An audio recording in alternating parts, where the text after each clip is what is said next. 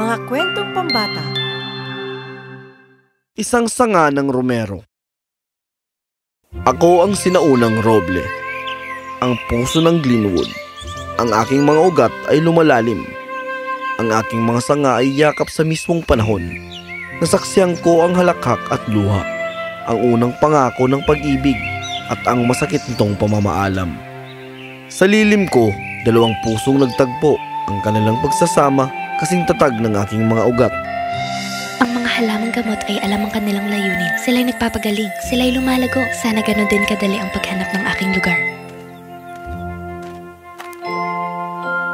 Mahal kong Ilara, laging abala sa paghabi ng mahay kagamit ang iyong halamang gamot. At ikaw, laging lumilikha ng ganda mula sa kahoy. Ano ang nasa kahon, Rowan? Isang replika ng Glenwood para sa mga hilagang pamayanan. Isang handog upang ipalala sa kanila ang tahanan. Napakaganda! Parang nahuli mo ang kaluluwa ng nayon. Ang lugar na ito ay bahagi ng aking pagkatao at ganon ka rin. Dala ng hangin ng pagbabago, tulad ng lagi nitong ginagawa, isang tawag, malupit at di maiiwasan, ang humaplos sa Glenwood. Hindi ko gustong umalis, Ilara. Ang mga hilagang paninirahan ay nangangailangan ng mga karpentero upang magtayo ng mga muog. Nang gaano katagal? Ilang buwan, siguro mas patagal. Ito ay para sa'yo, Romero, para sa alaala. Kahit na magkalayo tayo, palagi nating mahanap ang daan pabalik. Paalala ng atin, ng lahat ng mayroon tayo, gaano mang kalayong mariting ko. At paano ko malalaman na ligtas ka? Paano ko maririnig ang boses mo? Susulatan kita. Bawat pagkakataon na meron ako, bawat salita ay magdadala ng isang piraso ng aking pagbalik sa iyo. At iingatan ko ang bawat sulat, tulad ditong Romero. Ipinapangako mo ba sa akin, Ilara, na iingatan mo ang Glenwood, ang diwa at ang kagandahan nito? Ipinapangako ko, pero ipangako mo rin na babalik ka. Palagi. Sa lilim ng aking mga sanga, bumulong ang kanilang mga pangako sa hangin. Dinala sa di tiyak na hinaharap.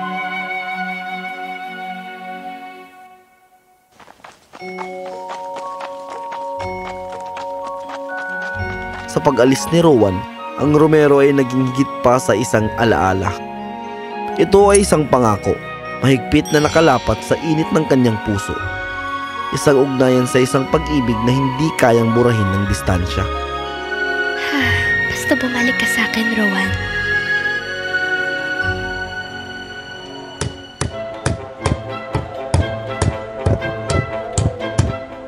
Kayong mga taga-timog, hindi yata kayo sanay sa lamig. Marunong kaming makibagay. Hindi ako nandito para sa ginhawa. Narito ako para magtayo. Mas mabuting matuto kang makipagtulungan sa hilaga, hindi laban dito. Makinig ka. Mabilis ang lamig kaysa matapos ang trabaho. Kung gusto mong magtagumpay, makinig ka sa lupa. Tingnan mo ito. Ang kahoy ay nagiging malutong dahil sa lamig. Nagmamadali ka sa pagbuo at ito'y magigiba sa bigat. Kaya, kailangan muna nating itong ihanda. Hayaan munang masanay ang kahoy sa lamig bago ito gamitin. Ganyan ang paraan sa hilaga. Ang lahat dito ay kailangan ng tiyaga. Paano kung hubugin natin ang mga haligi na parang arko? Mas pantay ang magiging bigat. Hindi mababasag kahit nasa ilalim ng matinding presyon. Ha! Mukhang kaya mo nang makibagay.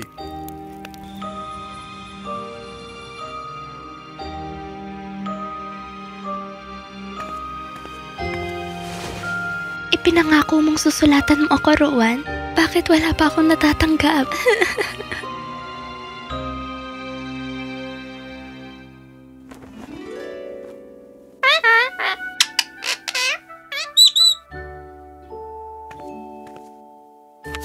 Ilara, ang hilaga ay malupit, ngunit hindi ito napapawi ang iniisip ko tungkol sa iyo. Malamig ang mga gabi rito, pero ang alaala mo ang nagpapainit sa akin. Miss na kita, Rowan.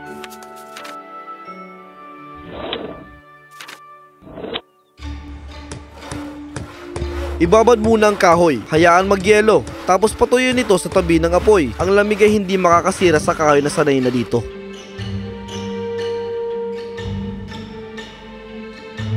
Mabilis kang natututo, taga-timog. Ang hilaga hindi nagbibigay ng maraming pagpipilian, hindi ba? Ilara, mahabang mga araw at mas mahabang mga gabi. Sa bawat haliging itinataas ko, sa bawat batong inilalagay ko, iniisip kong ginagawa ko ito upang mapalapit sa iyo. Sinubok ako ng hilaga. Ngunit natuto akong magtiis. Babalik akong mas matatag. Hintayin mo ko. Ang Romero na dala mo ay aking pangako. Babalik ako.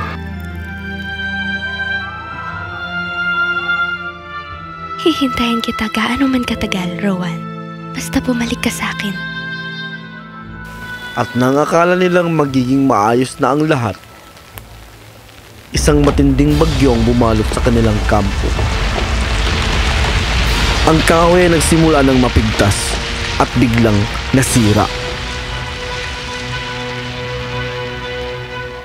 Wala na. Anong ibig mong sabihin wala na? Ang outpost. Winasak ito ng bagyo. Linggong pagtatrabaho, nagkalat na parang tuyong sanga. Hindi. Kailangan kong bumalik sa kanya. Magtayo ulit. Ganyan kami dito. Hindi naghihintay ang tagahilaga sa sinuman. Linggo ng pagplaplano. Bawat haligi, bawat pako, lahat ng yun nawala sa isang gabi lang. Walang pakialam ang bagyo sa mga plano, Rowan. Makinig ka. Naitayo mo na ito noon. Magagawa mo ulit ito. At paano kung mangyari ulit ito, Malik? Anong saysay nito?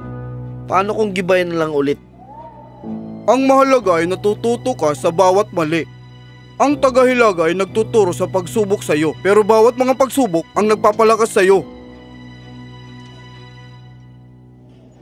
Magsisimula tayo ulit. Sa pagkakataon nito, mas maganda.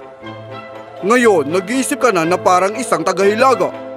Sinubok ng bagyo ang paninindigan ni Rowan. Ngunit mula sa pagkaguho, natagpuan niya ang isang bagay na mas matibay kaysa sa kahoy o bato. Katatagan. Habang pinahihigpitan ng taglamig ang mahigpit nitong hawak sa Glenwood, lumakas ang mga bulong tungkol sa isang kakaibang sakit. Ang takot ay gumapang, sanayon tulad ng hamog na nagyayelo. Pinapalamig ang lahat sa kanyang landas. Matagal nang walang natatanggap na balita si Ilara mula kay Rowan. Ngunit isang mas matinding pagsubok ang hinarap niya.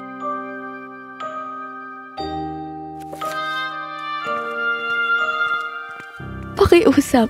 Ilara, 3 gabi nang hindi kumakain ng anak ko dahil sa kanyang ubo. Wala nang bisa ang mga dati nating lunas. Gagawin ko ang lahat ng makakaya ko. Malawak ang kanyang kaalaman. Ngunit ang sakit na ito ay hindi tulad na kahit anong sakit na nakita niya noon. Ngunit sa kabila ng kanyang pag-aalinlangan, hindi siya natinag. Ang panggagamot gamit ang halaman ay hindi lang isa sa kasanayan para kay Ilara. Ito ay isang tawag, isang wikang malaya niyang naiintindihan mula sa kalikasan. Masyado pang matapang ang lasa. Siguro dapat dagdagan ko ng chamomile para lumambot.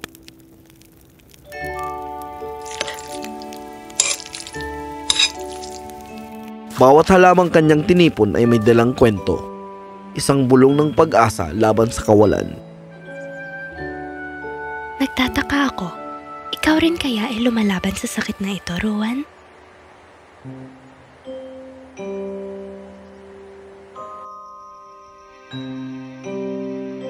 Hindi kailanman nawala sa isip niya ang hilaga. Ang pagtsatsagang inilaan niya sa lunas ay tulad ng pagtsatsagang pinangahawakan niya para kay Rowan. Gumagana ito! Bumaba na ang lagnat niya! Ilara, niligtas mo kami! Ilara, nagawa ng lunas mo ang hindi nagawa ng iba. May malaking utang na loob sa'yo ang Glenwood.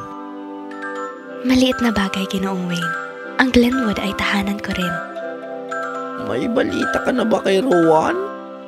Ang huling sulat na natanggap ko ay 5 linggo na ang nakalipas. Ibinuhos ko ang buong puso sa lunas na ito at hindi ko mamalayang lumipas na ang oras. Ngunit sa mga tahimik na sandali na miss ko siya. Babalik siya. Manatili kang matatag, anak.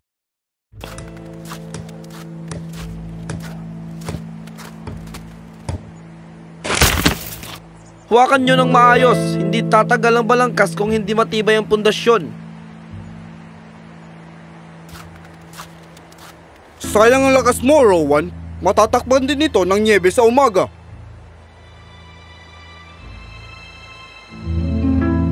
Mga ugat, kailangan ito ng mga ugat.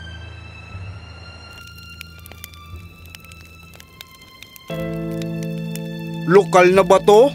Sa tingin mo kakayanin ito? Hindi lang ang bato, Malik, kundi kung paano ito natin gamitin. Pagsamahin natin ang kahoy at bato para magkahawak ng mga daliri. Hindi lang ito basta uupo sa lupa at matatakpan ng nyebe. Ito mismo ang magiging bahagi nito. Isang pundasyon sasabay sa bagyo? Walang duda. Matalino ka, taga-timog. Lagi niyang sinasabi na ang pinakamatitibay na bagay lumalago ng malalim kahit saan man ito'y tanim. Matigas talagang ulo mo, Rowan. Kaya siguro hindi ka pa dinudurog ng hilaga. Ilara, itinulak ako ng hilaga sa parang hindi ko inaasahan. Tinuruan ako nito na ang tunay na lakas ay hindi tungkol sa pananatiling matatag. Hindi na masama, taga-timog. Hindi na masama. Hindi lang ito pundasyon, Malik. Ito ay ang mga ugat para sa pamayanan, para sa mga tao. Ito ay tungkol sa kakayahang yumuko ng hindi nababalik. Pinaalala mo sa akin yan araw-araw. Ang buwan ng katahimikan ay bumigat sa kanyang puso. Si Ilara, matapos matagpuan ang lunas, ay muling nakaharap ang anino ng pagdududa. Rowan, saan ka man naroroon, sana'y mabuti at ligtas ka. Unti-unting bumalik ang tagsibol sa Glenwood. Ngunit dala pa rin ng puso ni Ilara ang lamig ng taglamig. Maaring magbago ang panahon, ngunit hindi nito mapapatahimik ang pusong mahigpit na kumakapit sa pag-asa.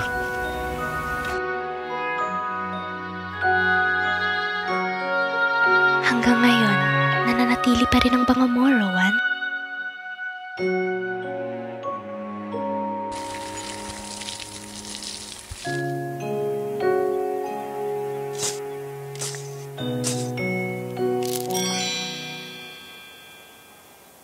Patuloy mo parang inalagaan ng lahat, nakita ko.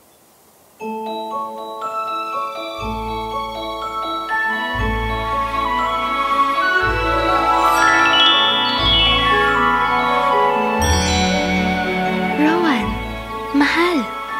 Ikaw pa talaga yan? Ako ito, Ilara. Nandito na ako, mahal ko. Gusto ko magdala sa iyo ng bago. Isang bagay na buhay. Akala ko nang wala ka na. Hindi mo ako kailanman nawala, kahit isang saglit, at hindi mo ako kailan mawawala. Ikaw ang nagpanatili sa akin, Ilara. Sa bawat sandaling akala ko hindi ko na kayang magpatuloy, inaalala kita. At ito. Iningatan ko ang sanga na binigay mo sa akin. Natayo ito, pero hindi nawala ang bango. Gaya ng pag-ibig mo. Ngayon, nandito ka na. At yan lang ang mahalaga. Maaaring magbago ang mga panahon. At maaaring subukin ang tibay ng dalawang puso. Ngunit ang pag-ibig, ang tunay na pag-ibig, ay lumalago at namumunga tulad ng malalim na ugat ng pinakamatandang puno.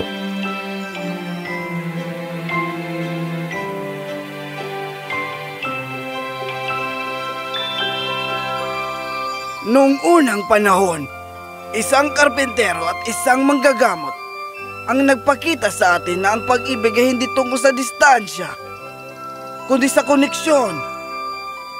Tulad nitong sangang Romero. Matibay, mabango, at puno ng alaala. At maniwala kayo sa isang matandang puno kapag sinabi kong sila ay namuhay ng masaya magpakailanman.